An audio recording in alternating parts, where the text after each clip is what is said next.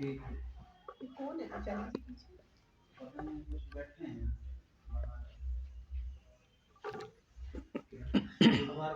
Car में चला रखा है, किसी कार में है। ओम। सभी मिलकर पवित्र गायत्री मंत्र का पाठ करेंगे। ओम भूर्भुवः स्वः तत्सवितुर्वरेण्यं भर्गो देवस्य धीमहि धियो यो नः प्रचोदयात्। विष्णुः कर्माणि पश्यत यतो व्रतानि पस्पसे इन्द्रस्य युज्यः सखा इन्द्रस्य युज्यः सखा। ॐ शान्तिः शान्तिः शान्तिः।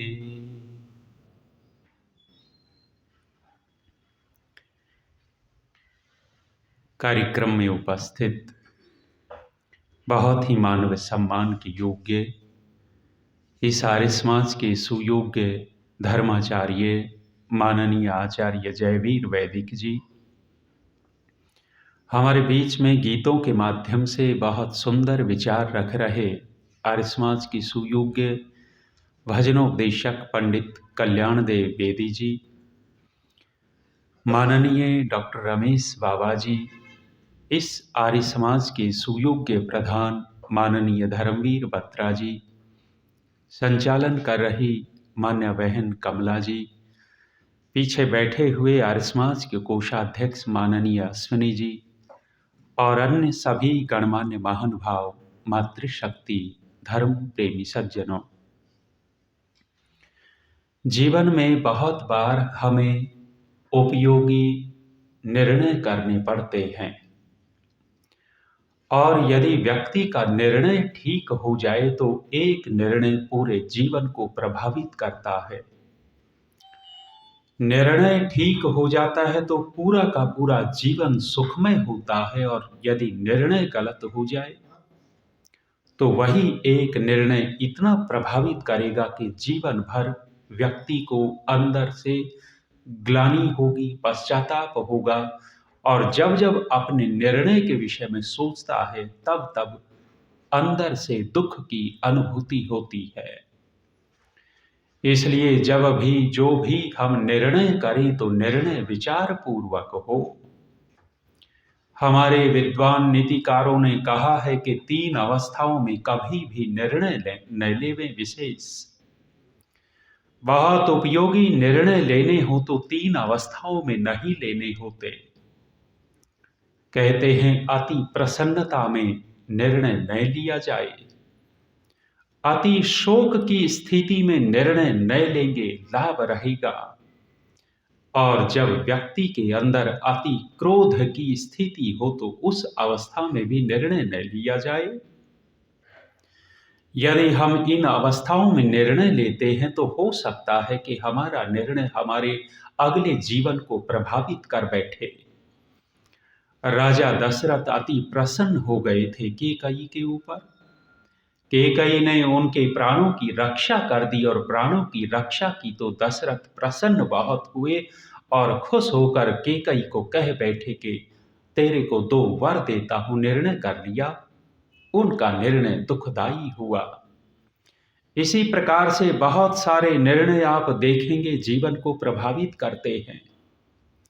गृहस्थ का निर्णय भी कोई सामान्य निर्णय नहीं होता। गृहस्थ के निर्णय पर पूरा का पूरा जीवन टिका हुआ होता है। यदि ये निर्णय ठीक हुआ तो 2 आत्मा, 2 व्यक्ति और उनके साथ जुड़े हुए परिवार और संबंधी जन सुखी रहेंगे और यदि इस निर्णय में चूक हो गई और कहीं गलत संबंध हो गया तो वो दो तो दुखी रहेंगे ही रहेंगे, लेकिन उनके साथ जुड़ा हुआ परिवार और उनके संबंधी जन भी उनसे प्रभावित होते रहेंगे। गृहस्थ कोई सामान्य नहीं है। आचार्य ने लिखा कि हम किसको किससे जोड़ देवें और हम किससे दूर हो जाएं, किसको छोड़ देवें। किसको हमें जोड़ देना और किससे हमें छुट जाना है, संकेत कर दिए हैं। कहते हैं सत्कुले योजयेत कन्याम, पुत्रम विद्यासु योजयेत, व्यसने योजयेत शत्रुम, धर्मे मित्रम योजयेत।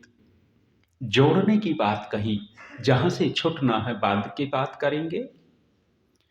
यदि संबंध बनाना है, गृहस्थी बनना है, बेटी का विवाह करना है, तो नीतिकार आचार्य कहते हैं सत्कुले योजयेत कन्याम।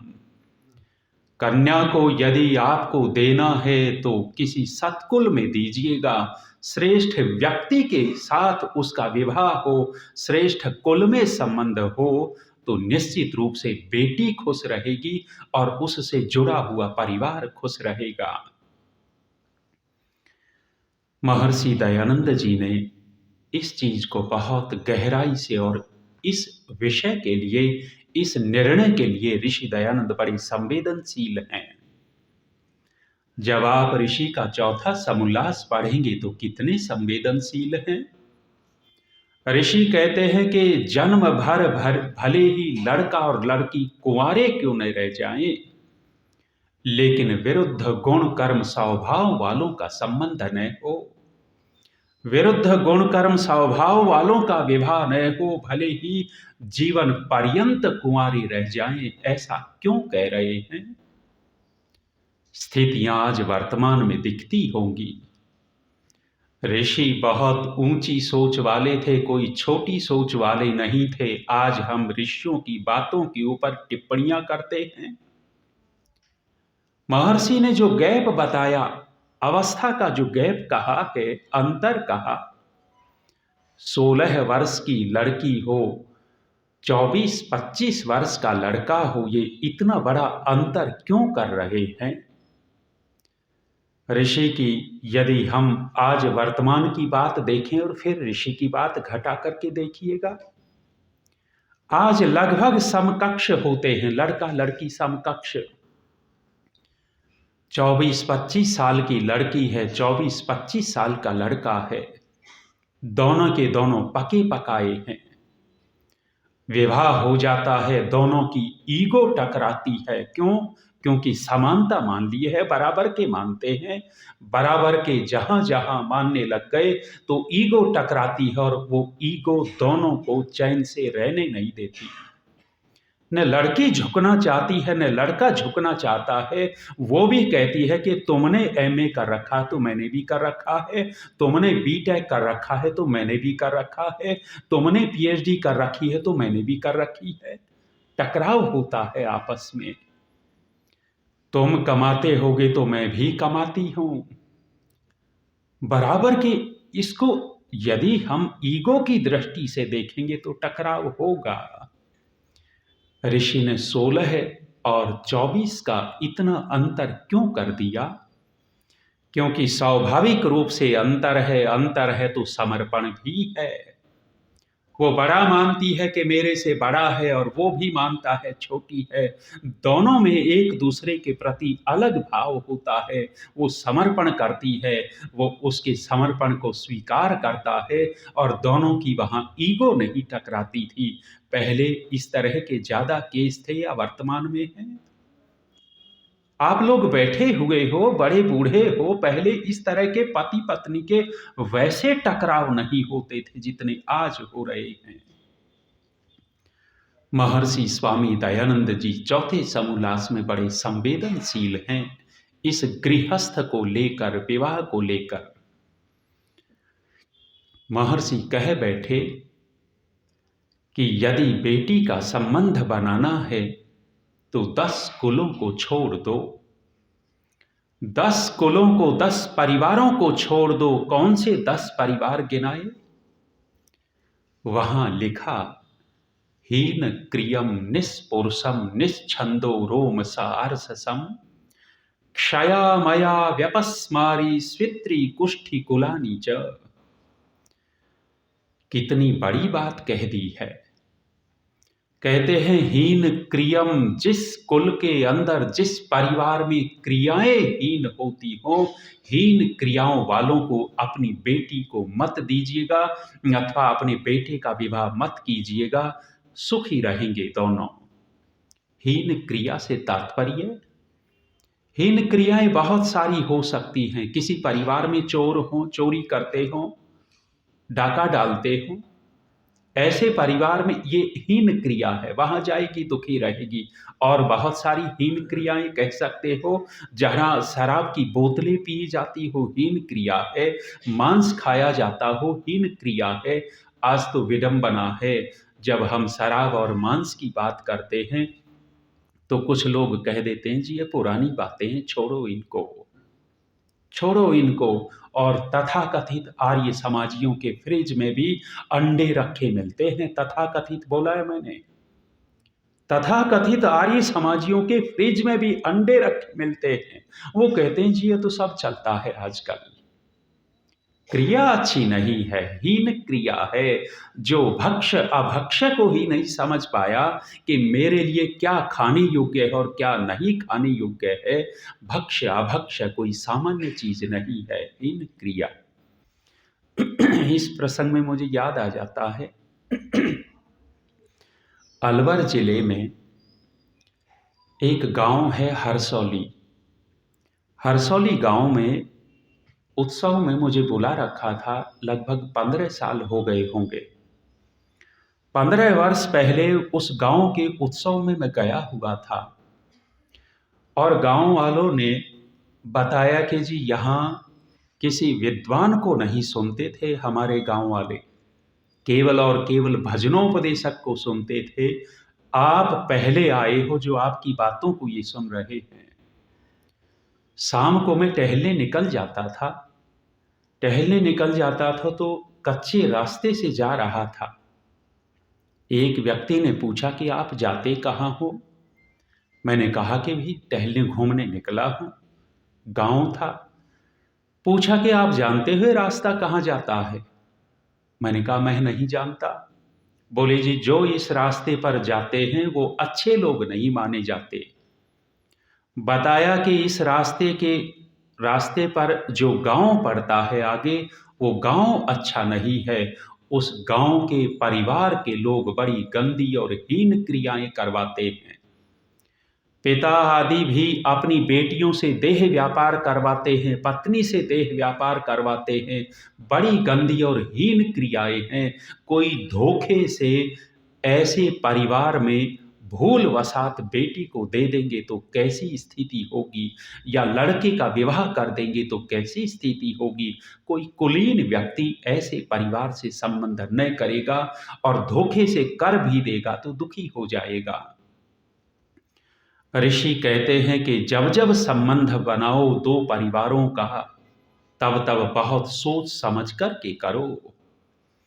महर्षि स्वामी दयानंद जी तो इतना निर्देश करते हैं कि जिस लड़के लड़की का विवाह करना हो, वह लड़की किन्हीं औरों से उस लड़के का परीक्षण करवावे कि ठीक है या नहीं है, और वह लड़का भी उस लड़की का दूसरों से परीक्षण करवावे छिप करके कि ठीक है या नहीं है। इतनी परीक्षा की बात कहते हैं ऋषि। क्यों? क्योंकि बहुत संवेदनशील विषय है।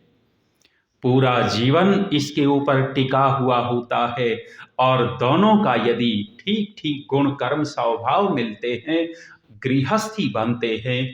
महर्षि याज्ञवल्क्य और ऋषि दयानंद दोनों का एक मत है कि संसार का यदि सर्वोत्तम सुख कहीं है तो गृहस्थ के अंदर है। महर्षि याज्ञवल्क्य भी इस बात को स्वीकार करते हैं, संसार का सर्वोत्तम सुख गृहस्थ का सुख। और ऋषि दयानंद संस्कृत वाक्य प्रबोध के अंदर ऐसा ही वाक्य लिखते हैं। इतना बड़ा सुख है, इसलिए ऋषि बहुत संवेदनशील हैं। हीन क्रियम निस्पुरुषम निश्छंदः। निस्पुरुष जिस परिवार के अंदर व्यक्ति समझदार न हो, जिस परिवार के अंदर समझदार लोग न रहते हो, वहां संबंध न बनाया जाए, विवाह न किया जाए। यदि समझदार लोग होंगे तो गृहस्थ में उतार चढ़ाव होता है, कहा सुनी होती है। समझदार लोग उस कहा सुनी को ठीक कर लेंगे और मूर्ख लोग आग में घी डालने का काम किया करते हैं। पति पत्नी में झगड़ा हो गया हो, जेठानी और भड़का देवे, ये तो ऐसा ही निकम्मा है और तूने ठीक किया है, इसको चार सुना दी। उधर से भाई भी इसी तरह का दूसरे भाई को भड़का देवे, घर बसेगा या उजड़ेगा। ऋषि कहते हैं जहां समझदार लोग न हो वहां भी विवाह नहीं किया जाए। निश्छंदः, निश्छंद का तात्पर्य है जहां वैदिक मान्यताएं न हो वहां विवाह नहीं किया जाए। अब आप कहोगे कि कहां से इतने वैदिक मान्यता वाले ढूंढ करके लाएं? ऋषि दयानंद के अनुयायी तो उंगलियों पर गिनने लायक हैं, कहां से लेकर आएंगे? दुनिया पौराणिकता से भरी हुई है अथवा और मान्यताओं से भरी हुई है। तुम आर्य समाजी जिसको वैदिक मान्यता वाले कहते हो, वो तो गिने चुने हैं। लेकिन जो करने वाला होता है वो उपाय ढूंढता है, और जिसको नहीं कोई काम करना होता वह बहाने ढूंढा करता है। आर्य समाज के लोगों ने भी अपनी बेटी को वैदिक मान्यता वाले को नहीं दिया।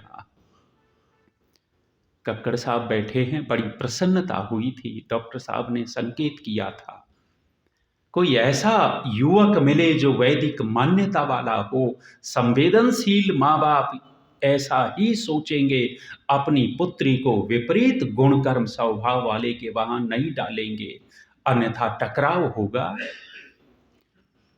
ब्रिगेडियर थे, चौधरी थे, आर्य समाजी थे देहरादून के। देहरादून में ब्रिगेडियर थे 6 फीट के लंबे चौड़े सैनिक। इकलौती पुत्री थी ब्रिगेडियर को, दूसरी और संतान न थी। अकेली बेटी का पालन पोषण ब्रिगेडियर ने बहुत अच्छे से किया था, और आर्य समाज में अपनी पुत्री को लेकर जाते थे। बेटी विद्वानों के प्रवचन सुनती थी, हवन होता तो हवन में बैठकर आहुति भी देती थी। वो ब्रिगेडियर जब आर्य समाज में विद्वान आते तो घर पर भी ले जाते थे, वहां भी सत्संग होता था। विद्वानों की प्रेरणा से नित्य प्रति ब्रिगेडियर ने दैनिक हवन शुरू कर दिया। बेटी विवाह लायक हो गई, विवाह योग्य हुई तो ब्रिगेडियर बेटी का विवाह करना चाहता है, चूक गया। वही होते हैं बहाने वाले। जिसको नहीं करना होता, मेहनत नहीं करनी होती, उसके पास 50 बहाने होते हैं। लेकिन जिसको कोई काम करना होता है वो पुरुषार्थ करता है और उपाय ढूंढ लेता है। मेहनती व्यक्ति के लिए, उपाय ढूंढने वाले व्यक्ति के लिए परमात्मा भी सहयोगी हो जाते हैं, परमात्मा भी साथ देते हैं ऐसों का। लेकिन ब्रिगेडियर चूक गया, लड़की का विवाह किया तो गुण कर्म स्वभाव के अनुसार ने किया। धन को देख करके विवाह कर दिया। हमारे विद्वान बोला करते हैं कि पहले भी 3 देखते थे गुण कर्म स्वभाव, आज भी 3 देखते हो, माल खाल और बाल। माल देखते हो, जॉब कैसी करता है, बैंक बैलेंस कैसा है, बिजनेस कितना बड़ा है, जमीन जायदाद प्लॉट कितने हैं, कहाँ कहाँ फ्लैट ले रखे हैं। माल देखते हैं कितना है। माल तो सुख नहीं देगा, सुख देगा तो जिसके साथ विवाह किया जा रहा है वह सुख देगा। ब्रिगेडियर ने विवाह किया धन संपत्ति देख करके। कहते हैं कि जिस युवक के साथ विवाह किया था वह युवक गुरु का चेला था, दक्षिण वाले गुरु का। साईं बाबा, सत्य साईं बाबा बोलते हो, घुंघराले बाल वाला जिसके पक्षी के घोंसले जैसे बाल थे ऊपर, साईं बाबा। उसका शिष्य था। कुछ दिन जैसे तैसे चला तो लड़की के ऊपर दबाव देने लग गया कि तुम भी शिष्या बनो। वो लड़की देखती थी, न हवन होता है, न विद्वान आते हैं, न कोई स्वाध्याय होता है, और गुरु गुरु गुरु गुरु। वो कहाँ किस जीवन में पली थी। गुण कर्म स्वभाव उसके कुछ और थे और सामने वाले के कुछ और थे। जब ज्यादा दुखी हो जाती थी, दुखी होती तो बीच बीच अपने बाप को कोसती थी, पिता को गालियां तक दे बैठती थी कि मेरे को यदि ऐसे ही कहीं फूंकना था तो मुझे वैसे संस्कार क्यों दिए, मुझे विद्वानों के प्रवचन क्यों सुनाए, मुझे तो सिद्धांत की जानकारी है। दुखी होता है तो व्यक्ति कई बार कोसने लगता है। ज्यादा दबाव दिया गया तो लड़की, एक और बोलते हो आप लोग जी, एडजस्ट कर लो, एडजस्ट। अच्छा, एडजस्ट करे तो कौन करे, माने निकम्मा पड़ा रहे वो तो, और एडजस्ट करे तो लड़की करे। वो कुछ भी करता रहे उसको एडजस्ट की प्रेरणा नहीं करेंगे, उपदेश नहीं करेंगे। माँ भी बैठ कर के अपनी लड़की को ही कहेगी कि बेटी कोई बात नहीं, सहन कर ले, सहन कर ले। ये तो बेचारी सहन कर ले और वो उसके ऊपर नहीं है। सास भी यही कहेगी। एडजस्ट करना होता है, एडजस्ट। ये जो शब्द है समन्वय बनाना, समन्वय बनाना कोई गलत नहीं है, ये बहुत अच्छी चीज है। लेकिन समन्वय बने तो दोनों ओर से बने, तब है सुख। एक ओर से तो समन्वय करना चाहता है और दूसरा उल्टा उल्टा चलता है, सुख न मिलेगा ऐसे समन्वय में। ज्यादा दबाव दिया तो लड़की ने कहा कि चलो ठीक है, चलती हूं। ले गए दक्षिण में, पुट पर थी, दक्षिण में ले गए गुरु के आश्रम में। कहने वाले कहते हैं कि लाइन लगी हुई थी, तो एक पुरुषों की एक स्त्रियों की। पति ने कहा कि तुम महिलाओं वाली में और मैं यहां। लड़की जिद पकड़ गई कि ना, चलूंगी, तेरे साथ चलूंगी, महिलाएं वाले में नहीं जाऊंगी। जिद पकड़ी तो साथ में हो लिया, अंदर गए, रोक लिया। ये कौन? लड़की पहले ही बोल पड़ी, ये मेरा अंगरक्षक, मेरा बॉडीगार्ड है, साथ में रहेगा। साथ गुरुजी के सामने गए। कहते हैं कि गुरुजी ने बातचीत की, दीक्षा की बात आ गई, और कहते हैं कि कहा कि तन मन धन सब गुरु के अर्पण। यही तो बुलवाते होंगे, तन मन धन सब गुरु के अर्पण बोल और तू मेरी शिष्या बनी। लड़की तो आर्य समाज में पली बड़ी थी, संस्कार थे, सिद्धांत जानती थी, एकदम ऐसे ही कैसे कह दे वे अंधे हो करके। लड़की ने कहा कि आप जो कह रहे हो मैं कह दूंगी, लेकिन एक बात मेरी सुनो। आपने कहा कि तन गुरु के अर्पण, लेकिन जब विवाह संस्कार हुआ था, आचार्य आया था, आचार्य ने वचन भरवाए थे, प्रतिज्ञाएं करवाई थी, और मैंने अग्नि को साक्षी मान करके, अपने आचार्य को साक्षी मान करके उस समय वचन दे दिया था कि मेरा तन यदि किसी का होगा तो मेरे पति को होगा, मेरे पति के समर्पित मेरा तन है, और किसी को तो नहीं दे सकती। वचन भरा था, हाँ मैं तेरे को दे सकती हूं यदि ये कह दे तो। अपने पति की ओर इशारा कर दिया, ये कह देगा तो मैं तन भी दे दूंगी। कहने लग गई कि तन मांगता है दे दूं। आंख फाड़ करके देखता है पति, ऐसी परिस्थिति आ जाएगी इसने सोचा ही नहीं था। चुप हो गया तो लड़की का हौसला बढ़ गया। हौसला बढ़ा तो कहने लग गई कि गुरुजी, तन तो मेरा इसका है, धन मैं कमाती नहीं हूं, धन दूं कहां से, धन यही कमाता है, और मन में संध्या करती हूं, मैं उपासना करती हूं नित्य प्रति, मन मेरा ईश्वर की ओर झुका हुआ है, मन भी नहीं दे सकती। हाँ एक चीज दे सकती हूं। लड़की ने पैर का सैंडल निकाल लिया, सैंडल निकाला, और सैंडल निकाल करके दिखाती हुई कहती है, बता कहां दूं? पीठ पे मरवाना है, थोबड़े पे मरवाना है, कहां? गुरुजी कहते हैं कि निकालो निकालो, कौन आ गए ये? भगा दिया। यदि व्यक्ति ठीक हो, वेद की मान्यता हो, तो ऐसी परिस्थितियां नहीं आती।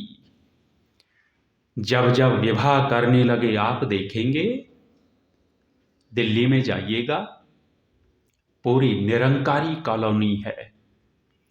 वो कॉलोनी वाले जब किराए पर किसी को देते हैं ना अपना कमरा, तो निरंकारी वाला मिलता है, उसको किराए पर देते हैं। उनको कहां से मिल जाते हैं? रिश्ता करने लगते हैं तो रिश्ते में ऐसा ही ढूंढते हैं कि कोई निरंकारी राधा स्वामी वाला हो, तो ढूंढते हैं राधा स्वामी वाला मिल जाए। और हम वैदिक धर्मी होते हुए पुरुषार्थ कितना किया। यदि हम पुरुषार्थ करेंगे तो वेद की मान्यता वाला कोई न कोई परिवार, व्यक्ति हमें अवश्य मिलेगा। नहीं मिलेगा तो सामने वाला धार्मिक है, उसकी धार्मिकता को देख करके, श्रेष्ठ आचरण को देख करके, गुण कर्म स्वभाव को देख कर किया जा सकता है। और फिर यदि बेटी आर्य समाज के सिद्धांतों से ओतप्रोत है, तो पहली बार में ही इतना प्रभावित कर देगी कि वो उसको मानना पड़ेगा। यदि लड़का इन मान्यताओं से विशेष युक्त है, तो पहली बार में ही उस लड़की को इस तरह से हैंडल करेगा कि वो धीरे धीरे उसकी बातें सुनने लगेगी, मन बदलेगा, सिद्धांत बदलेंगे। लेकिन यदि एक दूसरे के गुलाम हो गए, तो लड़की गई तो पति की गुलाम हो गई, लड़का हुआ तो पत्नी का गुलाम हो गया। अब जो जिसके पास है वो वैसा ही बन जाता है। फिर इतना नहीं कर पाते। दिनेश पथिक जी सुना रहे थे, यहाँ आए होंगे। दिनेश पथिक जी सुना रहे थे, बोले आचार्य जी, जब विवाह हुआ था, पत्नी राधा स्वामी को मानने वाली थी। विवाह हुआ तो कहने लग गए कि पिताजी इतने कठोर हैं, आर्य समाज के अतिरिक्त पूरे परिवार को कहीं और देखना नहीं चाहते। बता रहे थे विशेष ये था कि रविवार के दिन पूरा का पूरा परिवार पिताजी आर्य समाज में लेकर जाते थे। सभी भाई बहनों को, पुत्र वधुएं होती, पोते पोती होते, सब आर्य समाज में पहुंचते थे। सत्यपाल पथिक जी कह रहे थे कि विवाह हुआ, पत्नी आई राधा स्वामी को मानने वाली। बताया कि पहले ही दिन कह दिया कि तुझे जो कुछ करना हो कर सकती है, जहां तू कहती हो कि वहां उस मंदिर में वहां लेकर के जाना है, मैं लेकर जाऊंगा, लेकिन उसके बाद बिल्कुल बंद, कभी कोई उस तरह का नहीं कर पाएगी। कहते हैं कि लेकर गया था वैष्णो देवी, उसकी इच्छा थी, ले गए, कर लो दर्शन, जिसको जो कुछ देना है दे लो। वो सारा किया और कह दिया कि उस दिन के बाद बिल्कुल बैन लगा दिया कि अब ऐसा कुछ नहीं होगा। शुरुआत में ही हम इस तरह के प्रेरणा कर देते हैं, शुरुआत में ही हम इस तरह से दूसरे को प्रभावित कर लेते हैं, जीवन में धीरे धीरे बदलाव आता है। वो कहते हैं कि अब पूरी तरह आर्य समाज की मान्यता मानती है, हीन क्रियम निष्पुरुषम निश्छंदः, वेद की मान्यता जहां न हो, सनातन की मान्यता जहां न हो, वहां विवाह संबंध न बनाना चाहिए। आगे जो कहा ऋषि ने, वो शरीर के रोगों के विषय में कहा है। क्षया मया व्यपस्मारी स्वित्री कुष्ठी कुलानी च। कोई टीबी का रोगी हो, कोई दमे का रोगी हो, कोई कुष्ठ का रोगी हो, कोई उदर का रोगी हो, ऐसे ऐसे जगह विवाह नहीं करना चाहिए। बिहार में हमारे एक आचार्य हैं, आजकल अमेरिका में रहते हैं, सुंदरपुर वो पढ़ते थे और मैंने थोड़ा सा उनसे पढ़ा भी, धातु वृत्ति उनसे पढ़ी। उनका विवाह होने वाला था, वो गए थे गुरुकुल से बिहार गए घर पर, तो कह रहे थे कि लड़की वाले देखने के लिए आए, देखने के लिए आए, बातचीत हुई, विद्या देख ली, सब कुछ, लेकिन कहने लग गए कि मेरे कपड़े उतरवा करके भी देखे, कपड़े उतरवा करके देखे। बिहार में परंपरा है, उन्होंने कपड़ों की कही और इन्होंने बड़े आराम से उतार दिए। और अपने यहाँ यदि कोई लड़की वाला कह देवे कि भाई कपड़े और उतार के दिखा, तो कहेंगे रिश्ता करने आया, बेइज्जती करने आया है। यहाँ बुरा मानते, लेकिन वहाँ की परंपरा क्यों? क्योंकि वो देखना चाहते थे टूटा फूटा तो नहीं है, अंग भंग तो नहीं है, कोढ़ तो नहीं है, कहीं रोग तो नहीं है। वो संवेदनशील माँ बाप हैं बेटी के। क्षया मया व्यपस्मारी, किसी रोगी से विवाह न हो जाए, इसकी बहुत सावधानी रखनी होती है। और कुछ रोग ऐसे होते हैं जो आनुवांशिक होते हैं, परंपरा से चलते हैं, आगे बच्चों के अंदर रोग आ जाते हैं, इसलिए ऋषि सावधानी की बात कहते हैं। जब मैं गांव में था तो पड़ोस में ही एक युवक था। युवक को दमे का रोग था। वो जब शौच आदि के लिए बाहर जाता था घर से जंगल में, कई जगह बैठना पड़ता था उसको। घर वालों ने उसको दवाई ववाई खिला करके थोड़ा ठीक ठाक दिखा दिया, रिश्ता करना था। रिश्ता हो गया, जो लड़की आई, उसकी पत्नी आई, बहुत सुंदर लड़की थी, सुशील लड़की। धोखे से विवाह कर दिया है और लड़की वाले धोखा खा गए। मैं उस समय वहीं गांव में था। देखा कि 6 महीने के बाद वो लड़का मर गया, 6 महीने में लड़की विधवा हो गई। परीक्षण नहीं किया कि रोगी के साथ लपेट रहे हो, हमारी बेटी का होगा क्या। कई बार धोखा देने वाले धोखा भी दे देते हैं, लेकिन ऋषि कहते हैं कि परीक्षा करो, बिना परीक्षा किए। ये जो निर्णय है कोई साधारण निर्णय नहीं है। गृहाश्रम ज्येष्ठ और श्रेष्ठ आश्रम है, और इस ज्येष्ठ श्रेष्ठ आश्रम में यदि पति पत्नी अनुकूल हों तो इससे बड़ा सुख कहीं भी नहीं है। हे गृहस्थी लोगों, यदि तुम अपने पड़ोसी से नहीं बना करके रख पाते, अपने रिश्तेदारों से नहीं बना कर रख पाते, कोई बात नहीं, लेकिन कम से कम आप दोनों तो बना करके रखो। यदि पति पत्नी दोनों समझदार हैं, दोनों बनाकर रखते हैं, एक दूसरे की भावना को समझकर चलते हैं, दोनों का सुख बहुत बढ़ता है। याद आया, एक प्रोफेसर को गृहस्थियों को व्याख्यान देने के लिए बुलाया। व्याख्यान देने बुलाया, कहते हैं कि 25 वर्ष से लेकर 40 वर्ष के गृहस्थी जोड़ों को बुलाया गया था, बूढ़ों को नहीं बुलाया। आप लोग बूढ़े बैठे हो ज़्यादा मेरे सामने, नाराज मत होना, बीत गई है। लेकिन उन्होंने 25 वर्ष से लेकर 40 वर्ष के गृहस्थियों को बुलाया। 1500 जोड़े आए, बड़ा ऑडिटोरियम, 3000 लोग बैठे थे जोड़ों में। कुछ अपने बच्चों को भी लेकर आए हुए थे।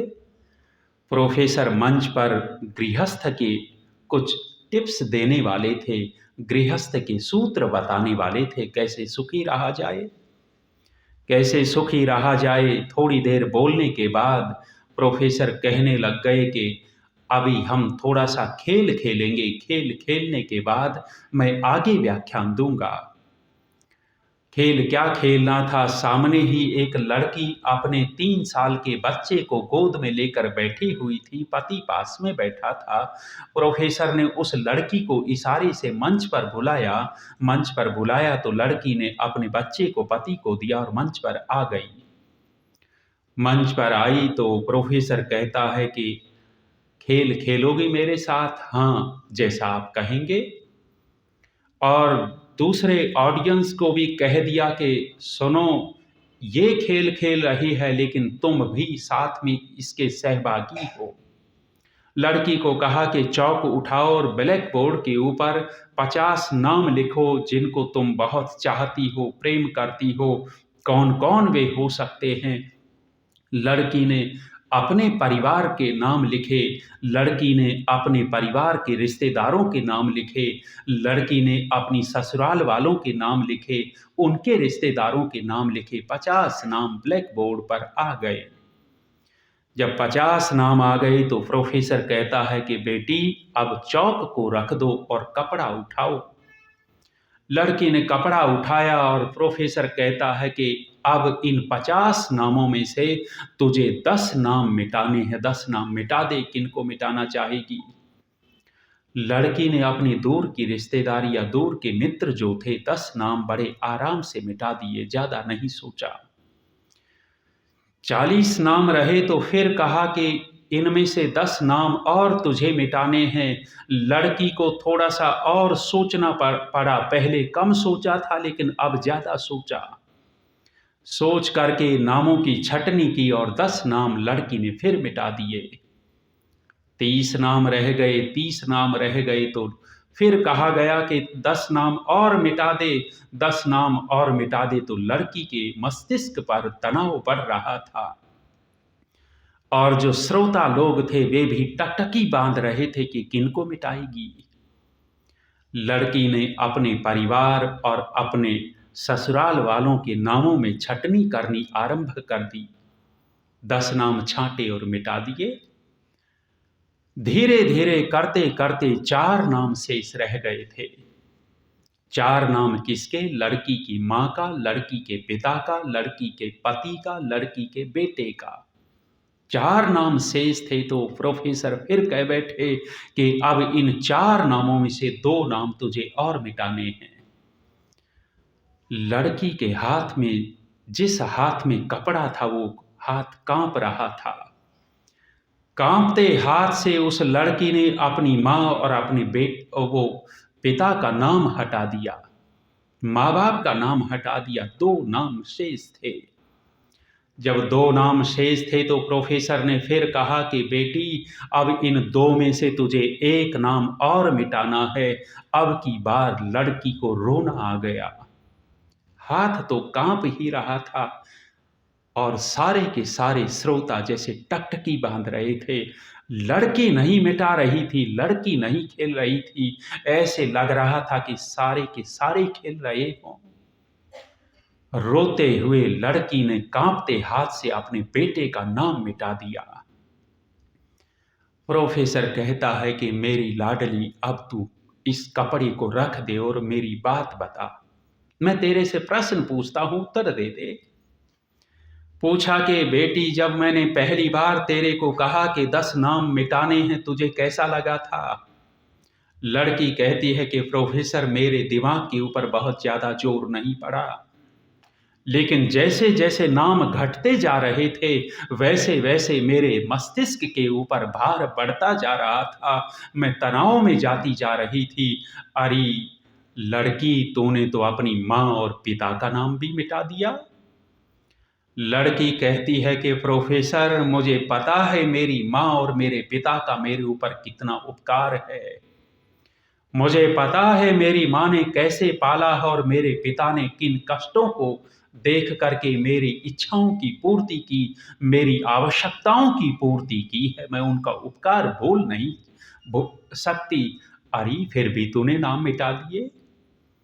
लड़की कहती है कि प्रोफेसर, मैंने इसलिए नाम मिटाए क्योंकि वे वृद्ध हो गए हैं। मैंने चिंतन किया कि मेरे जीवन पर्यंत कौन साथ देगा, लगा के दोनों साथ नहीं देने वाले, इसलिए नाम हटा दिए। पगली, तूने तो अपने बेटे का नाम भी मिटा दिया।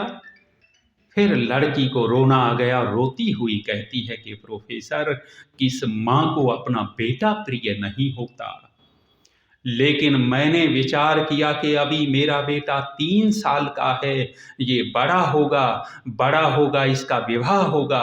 विवाह होने के बाद ये हम दोनों का रहेगा या अपनी पत्नी का रहेगा, इसके ऊपर मुझे विश्वास नहीं था। यदि विश्वास और भरोसा था तो एक व्यक्ति पर था, वो पति, इसलिए मैंने उसका नाम रख छोड़ा है।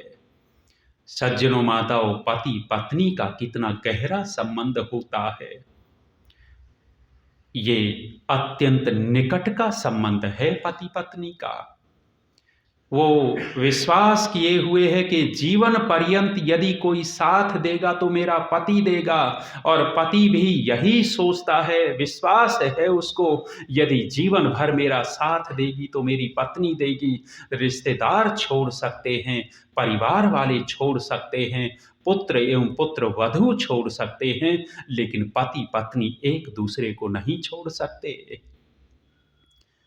यदि सिर दर्द हो जाए, कोई हारी बीमारी हो जाए, तो वो पति ही अपनी पत्नी का गोद में सिर रख करके सहलाता है, वो पत्नी अपने पति का सिर गोद में रख करके सहलाती है। कितना इनका है। हे गृहस्थी लोगों, ये गृहस्थ कोई साधारण तो नहीं है। यदि दोनों का मन मिला हुआ है और दोनों के गुण कर्म स्वभाव हैं, ऋषि कहते हैं कि इससे बड़ा सुख संसार का दुनिया में और कोई नहीं है। सत्कुले योजयेत कन्याम, कन्या को श्रेष्ठ कुल से जोड़ देवे। श्रेष्ठ कुल से जोड़ दिया, संतान होगी, संतान को कहां जोड़ा जाए। नीतिकार ने फिर सूत्र बना दिया है, वाक्य लिख दिया है, पुत्रम विद्यासु नियोजयेत।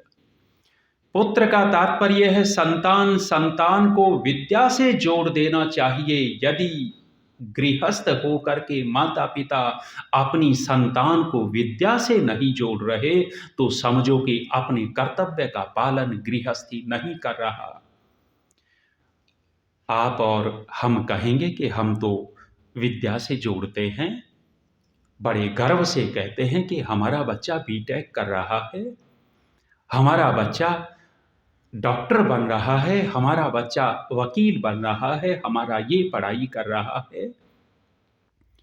क्या ये विद्या है? विद्या का तात्पर्य क्या है? विद्या वह है जो जीवन जीना सिखा देता है। विद्या कभी तनाव नहीं देती, विद्या कभी आत्महत्या नहीं करने देती। ये जो पढ़ाई हो रही है, विद्या पढ़ते हैं। पिछले दिनों कोटा का जब एक सर्वे किया गया, हमारे पास में कोटा है, कोटा का सर्वे किया गया तो पढ़े लिखे ही आत्महत्या कर रहे थे वहां हॉस्टल में रहने वाले लड़के। यदि वो विद्या होती तो आत्महत्या नहीं करते। विद्या का तात्पर्य नहीं समझा। पुत्रम विद्यासु योजयेत, गृहस्थी लोग हो करके अपनी संतान को विद्या से जोड़ देवे, और विद्या वह है जो जीवन जीना सिखाती है। हमने कक्षा कब ली, उसकी नैतिक शिक्षा की कक्षा कब ली है? घर में यदि कोई चर्चा भी करने लग जाए तो वो चर्चा पसंद नहीं आती। हमारे डॉक्टर धर्मवीर जी बताया करते थे, सुनाते थे कई बार। बोले जब कभी किसी गृहस्थ के घर जाते तो एक गृहस्थ घर की बात बता रहे थे कि उस घर की गृहिणी अपनी 6-7 साल की लड़की का हाथ पकड़ करके ला करके कहती है धकेलते हुए, पंडित जी आए हैं नमस्ते कर, पंडित जी आए हैं नमस्ते कर। ट्रेनिंग उसी समय शुरू की है, पहले तो ट्रेनिंग दे नहीं रखी, अब धकेलती है कि पंडित जी आए नमस्ते कर, नमस्ते कर। धर्मवीर जी कह रहे थे, लड़की ने हाथ छुड़ाया, हाथ छुड़ा करके मेरे पास आई, पास आकर के लात मार करके भाग गई। कहते हैं कि उस दिन से बच्चों से बहुत डर लगता है, इनकी नमस्ते से बहुत डर लगता है। हमने कक्षा कब ली विद्या की, नैतिक शिक्षा की, शिष्टाचार की? कैसी विडंबना। मैं अभी कहाँ से आ रहा था, गया हुआ था सूरत, वो मुंबई से ट्रेन आ रही थी। मैं थका हुआ था, सोना चाह रहा था। एक पति पत्नी, उनका बच्चा, 2 बच्चे इतना चिल्लाए। मैंने कहा बहन जी आप रोक नहीं सकती? फिर वो अपने बच्चे की ओर उसको टोक करके कहने लग गई, अंकल तेरे को उठा लेंगे, अंकल तेरे कान काट देंगे। अच्छा, अंकल की जिम्मेदारी है इसको चुप करने की, तेरी जिम्मेदारी कुछ नहीं है। मेरे को दिखा दिखा करके डराती है, चुप हो जा। माने तेरी कोई जिम्मेदारी नहीं, ये भी अंकल करेगा। पीछे से एक लड़का आ रहा था सूरत से, बोले जी 2 रात हो गई सो नहीं पाया हूं इनकी चेंचे से। बच्चों का निर्माण है ये। पैदा कर देते हैं, लेकिन उनकी परवरिश, उनको शिक्षा कैसे दे, ऋषियों की शरण में आते हैं तो ये विद्या मिलती है। पुत्रम विद्यासु योजयेत, संतान को श्रेष्ठता से जोड़ दिया। यदि श्रेष्ठता से जोड़ दिया तो गृहस्थ में सुख है, गृहस्थ में आनंद है। और यदि संतान को श्रेष्ठता से नहीं जोड़ा, शिक्षा से, शिष्टाचार से, व्यवहार से नहीं जोड़ा, तो ज्यादा दुखी हो जाएगा गृहस्थी। किससे जोड़ देवे और किसको जोड़ देवे? चाणक्य लिखते हैं, व्यसने शत्रुम योजयेत, शत्रु को समस्याओं में उलझा करके रखो, सुखी रहोगे। यदि पाकिस्तान के पास कोई समस्या न हो, पाकिस्तान समस्याओं से रहित हो जाए, तो किसके लिए परेशानी? नाक में दम करेगा, कोई न कोई भेजता ही रहेगा एटम बम बना करके, मानव बम बना करके। शत्रु को जितना समस्याओं में उलझाए रखेंगे उतना हम सुखी रहेंगे। सूत्र दे रहे हैं विद्वान लोग, नीतिकार। अंतिम बात जोड़ने की कही तो कहते हैं, मित्रम धर्मे योजयेत। यदि किसी को मित्र बनाया है, गृहस्थ में मित्र ज्यादा होते हैं, मित्र बनाया है तो उस मित्र को धर्म से जोड़ दो। यदि मित्र बनाया और उसको धर्म से जोड़ दिया तो निश्चित रूप से वो हमारा जीवन भर उपकार मानेगा। लेकिन करते क्या हैं? सिगरेट पीना सिखाया तो किसने सिखाया? शराब पीना सिखाया तो किसने सिखाया? मांस खाना सिखाया तो किसने सिखाया? झूठ बोलना सिखाया तो किसने सिखाया? जुआ खेलना सिखाया किसने सिखाया? कहीं न कहीं मित्र मिलेगा इनके पीछे। वो मित्र है या दुश्मन, परीक्षण कीजिएगा। दो मित्र आमने सामने से आ रहे थे, आमने सामने से आ रहे थे। एक मित्र के हाथ में सिगरेट थी, सिगरेट पीते आ रहा था। दूसरे हाथ में सेब की थैली थी, सेब का थैला। जब मित्र पास में आ गया तो सेब वाला थैला पीछे और सिगरेट वाला हाथ आगे। अच्छा, मित्र कहोगे इसको? मिठाई को छिपाता है, फलों को छिपाता और जहर खिलाना पिलाना चाहता है। चाणक्य कहते हैं, मित्र को धर्म से जोड़ देवें और कहां से छुट जाएं। केवल और केवल संकेत करके पीछे हटता हूं, समय हुआ। किस किस को हम त्याग देवे, त्यागने की बात भी कही है। कहते हैं, दयाहीनम धर्मम त्यजेत। जिस धर्म में दया न हो वह धर्म धर्म नहीं है, उस धर्म को त्याग देना चाहिए। मुसलमानों का धर्म धर्म नहीं है, यदि कोई उनको अच्छा मानता हो तो त्याग देना चाहिए। ईसाइयों का कोई धर्म धर्म नहीं है, उसको त्याग देना चाहिए। और हिंदुओं की यहाँ भी बहुत बड़ी हिंसा होती है, दयाहीनता होती है। पिछले दिनों मैं बिहार में था, सुपौल जिला, दरभंगा, पटना, कई जगह घूमा। नवरात्रों का समय था, गांव गांव में बड़े बड़े टेंट लगे थे, उत्सव हो रहे थे, मेले जैसा वातावरण था। जो मुझे घुमा रहे थे वो कहने लग गए, जी अभी तो ये चल रहा है, लेकिन अंतिम दिन प्रत्येक गांव में सैकड़ों सैकड़ों बकरे काटे जाएंगे देवी के नाम पे, धर्म के नाम पर। ऐसे धर्म को त्याग देना चाहिए। विद्याहीनम गुरुम त्यजेत। जिस गुरु के पास विद्या न हो, ऐसे गुरु को भी छोड़ देना चाहिए। यदि विद्याहीन गुरु का शिष्य बना रहेगा तो स्वयं भी विद्याहीन रहेगा। और गृहस्थियों के लिए कहा, त्यजेत क्रोध मुखिम भार्या। यदि क्रोधी पत्नी हो तो क्या करें?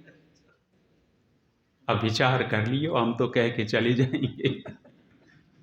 यदि क्रोधी पत्नी है तो कहा है कि उसको त्याग देवे, छोड़ देवे, बाबा जी बन जाएगा, सुखी रहेगा। और यदि क्रोधी पति क्रोधी है अथवा पत्नी क्रोधी है, अत्यंत क्रोधी जहां हो वहां तनाव, वहां बिगाड़, वहां अशांति रहती है। और अंतिम बात कह दी, निस्नेहान बांधवान त्यजेत। जो बंधु बांधव हमसे स्नेह नहीं रखते, जो संवेदनाएं नहीं रखते, उनको छोड़ने में लाभ है, उनसे चिपकने में लाभ नहीं है। हमारे यहाँ सेवक रहता है, सेवक रहता है, उसके बेचारे की पीड़ाएं आती हैं। या हमारे बेदी जी बैठे हैं ना, इनको भी जब जब देखता हूं तो इनके जीवन पे विपत्तियां बहुत आई, लेकिन देखो कैसे दृढ़ हैं। पीछे पुत्र वधू के पैर कट गए थे, विपत्ति आई, और पीछे पता लगा कि कोई भैंस खोल ले गया। क्या था, बेदी जी सुना रहे थे, भैंस खोल ले गए। गरीब आदमी की भैंस खुलती है। अभी पिछले 6-7 महीने पहले इकलौता बेटा चला गया। विपत्तियां, कितना कष्ट होता है, दुख आता है। और ऐसे दुख में हमारे बंधु बांधव साथ न दे तो कहा है ऐसे बंधु बांधवों से चिपक करके मत रहो। वहाँ सेवक रहता है तो सेवक बता रहा था, बोले जी पीछे बेटा, छोटा बेटा था, विक्षिप्त था वैसे तो, वो मर गया तो कोई बहन पूछने नहीं आई। कह रहे थे कि पत्नी गर्भवती थी, हॉस्पिटल में लड़की हुई तो कई दिन एडमिट रहना पड़ा, लड़की बची नहीं बची, वो चली गई। कहने लग गए कि किसी बहन ने कोई संवेदना व्यक्त नहीं की। बता रहे थे पीछे जब राखी आई, वो रक्षाबंधन का दिन आया तो हर एक बहन फोन करती है, भाई मैं भी आऊंगी, भाई मैं भी आऊंगी। ऐसे व्यक्तियों से संबंध रख करके फायदा क्या है। निस्नेहान बांधवान त्यजेत, किस किस को छोड़ना है और किस किस को किस से जोड़ देना है, ये निर्णय करने होते हैं। और व्यक्ति यदि निर्णय ठीक कर लेता है तो ठीक निर्णय हमारे जीवन भर सुख देने वाला होगा। और यदि निर्णय गलत हो गया, एक ही गलत निर्णय हमारे पूरे जीवन को प्रभावित करेगा। हम निर्णय करें तो सोच समझ करके करें। बेटा बेटी का विवाह करना है, ये निर्णय भी बहुत संवेदनशील है, बहुत विचार पूर्वक करना चाहिए। समय हुआ, आप लोगों ने मेरी रूखी रूखी बातों को गंभीरता से सुना। आपका बहुत बहुत धन्यवाद। वाणी को विराम।